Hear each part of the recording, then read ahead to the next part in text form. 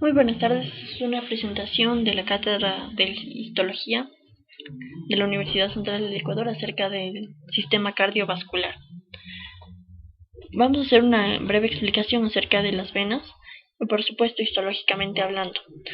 Entonces, empezaremos diciendo que las venas son vasos que transportan sangre del corazón y se van a clasificar tomando en cuenta sus paredes en tres tipos: pequeño, mediano y gran calibre. Las de pequeño calibre, también llamadas vénulas, al igual que las de mediano y gran calibre, van a estar formadas por tres capas: una interna o íntima, una media y una externa o adventicia. Una interna o íntima que va a estar formada por endotelio con su respectiva membrana basal, subendotelio y la limitante elástica interna. La media, que va a estar formada por fibras musculares y fibras elásticas, y la externa por tejido conectivo laxo. La de mediano calibre, su túnica interna va a estar formada por endotelio con su membrana basal, por supuesto, subendotelio, la limitante elástica interna, nada más que esto sigue un trayecto rectilíneo y entrecortado. La túnica media va a estar formada por laminillas concéntricas de músculo liso y fibras elásticas, y la túnica adventicia de las de mediano calibre va a estar formada por tejido conectivo laxo. Hacemos una imagen de una vena de mediano calibre. Podemos ver que su luz es bastante grande. Vemos la capa íntima, la capa media y la capa adventicia con tejido conectivo laxo, tal como describíamos. Las venas de gran calibre van a estar formadas, como ya lo dijimos, por las tres túnicas. La interna va a estar formada por endotelio con su membrana basal, subendotelio y la limitante elástica interna. La media va a tener muy poco músculo liso, por ende su espesor va a ser muy pequeño, casi inexistente, y la adventicia por tejido conectivo elástico. Entonces aquí tenemos una imagen en la que podemos ver la túnica íntima, la media y la adventicia. La íntima con su endotelio, su membrana basal, su endotelio. La media con muy poco músculo liso, como podemos ver aquí casi es inexistente, es muy pequeña. Y la capa adventicia tiene un espesor bastante grande y es músculo, sobre todo. En este momento vamos a hablar de las válvulas venosas. Las válvulas venosas son pliegues que se encuentran en la túnica íntima de las venas. Están situadas dentro de la luz de las venas, por ende. Estas válvulas van a estar formadas por segmentos llamados valvas, y su función es impedir el reflujo de la sangre. Histológicamente contienen un núcleo de tejido conectivo cubierto por una capa de endotelio, tal como vemos en la imagen. Esta es una vena. Esta es la dirección del flujo normal de la sangre, y las válvulas son las que impiden el reflujo de la sangre al cerrarse precisamente. Ahora, cuando hablamos de válvulas venosas, por ende también hablamos de las patologías que se pueden dar en torno a estas válvulas, como son las varices, venas varicosas. Las varices son dilataciones venosas que se caracterizan por la incapacidad de establecer un retorno eficaz de la sangre del corazón desde cualquier lugar del cuerpo, como nosotros sabemos. A esto se le conoce como insuficiencia venosa. Las más habituales son las de los miembros inferiores, las varices, por lo general, precisamente por la presión que tiene que ejercer la sangre para ascender hasta el corazón, tomando en cuenta la gravedad. Se producen por una alteración de las válvulas venosas. Las varices se forman precisamente cuando las válvulas venosas no cierran bien. Entonces la sangre comienza a acumularse en las venas, haciendo que éstas se dilaten. Las varices se pueden encontrar en distintos lugares, y dependiendo del lugar en que se encuentren tomarán distintos nombres. Así, si encontramos en el esófago, se llamarán varices esofágicas; si están en la región anal, hemorroides o almorranas; y en los testículos tomarán el nombre de varicocele. Tenemos una imagen en la que podemos ver en miembro inferior, muslo y pierna, venas varicosas. Y aquí podemos hacer la diferencia entre una vena normal y una varicosa. Tal como vemos, la vena normal, tenemos una válvula completamente cerrada y no se permite el reflujo de la sangre. Asciende toda la sangre. Y una vena varicosa, que no se cierra bien la válvula y por ende se va a acumular sangre en la vena, formando las varices. De la misma manera, aquí tenemos en el recto, que tomaría el nombre de hemorroides. Las válvulas cardíacas. Las válvulas cardíacas son similares a las venosas, por supuesto, porque es lo mismo, pero estas tienen una estructura en capas que consiste en un centro de colágeno conocido como fibrosa, otra porción central conocida como esponjosa y otra capa rica en elastina conocida como ventricular. La capa fibrosa se encuentra cerca de la superficie de flujo de salida y en continuidad con las estructuras de soporte valvulares. La capa esponjosa se encuentra cerca a la anterior y la ventricular debajo de la superficie del flujo de entrada. El colágeno es responsable de la integridad mecánica de la válvula, mientras la capa esponjosa sirve como amortiguador de choques y durante la sístole contrae las cúspides que se habían estirado durante la diástole. La válvula está poblada por células intersticiales encargadas de producir y reparar la matriz extracelular. Hay muy pocos vasos sanguíneos en las válvulas debido a que estas son muy finas y pueden recibir nutrición únicamente mediante difusión.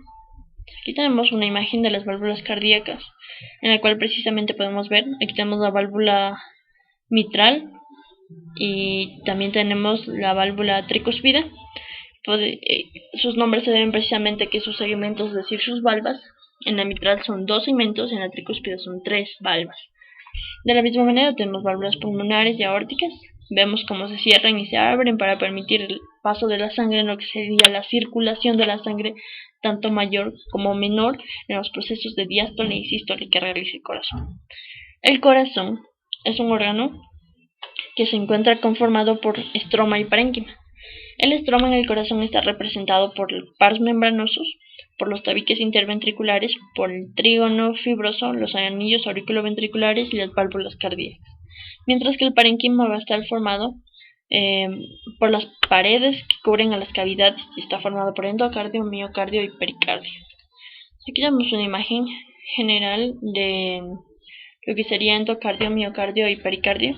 Endocardio, miocardio, pericardio. Como nos podemos dar cuenta, esto sería una representación del parénquima. Ahora vamos a hablar del endocardio. El endocardio está constituido por endotelio, por su membrana basal, subendotelio y subendocardio. El tipo de endotelio del endocardio nada más son prolongaciones del epitelio simple plano de los vasos arteriales y venosos. Estas células van a ser poligonales y aplanadas.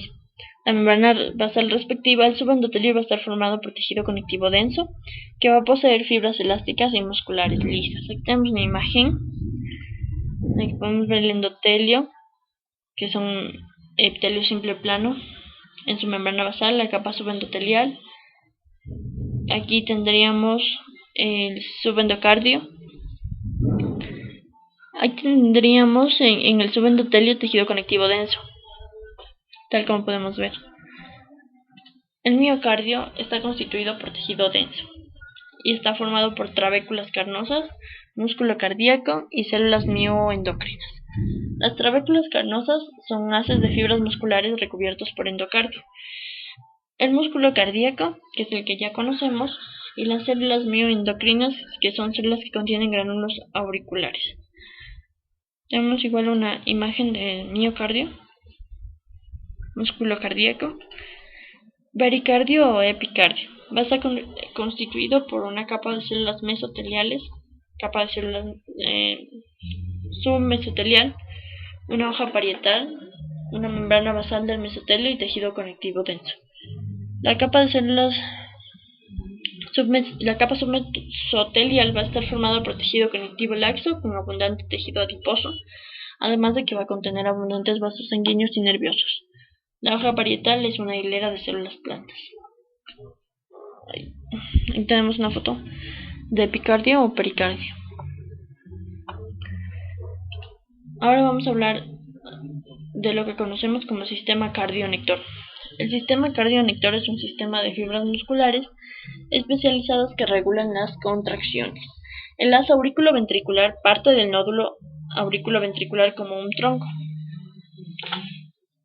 Se divide en 2 ramas que pasan por los ventrículos y después en numerosas ramas menores. Estas se diseminan en una red de fibras en el tejido subendocárdico, pasan numerosas ramificaciones del miocardio y se relacionan con las fibras musculares cardíacas.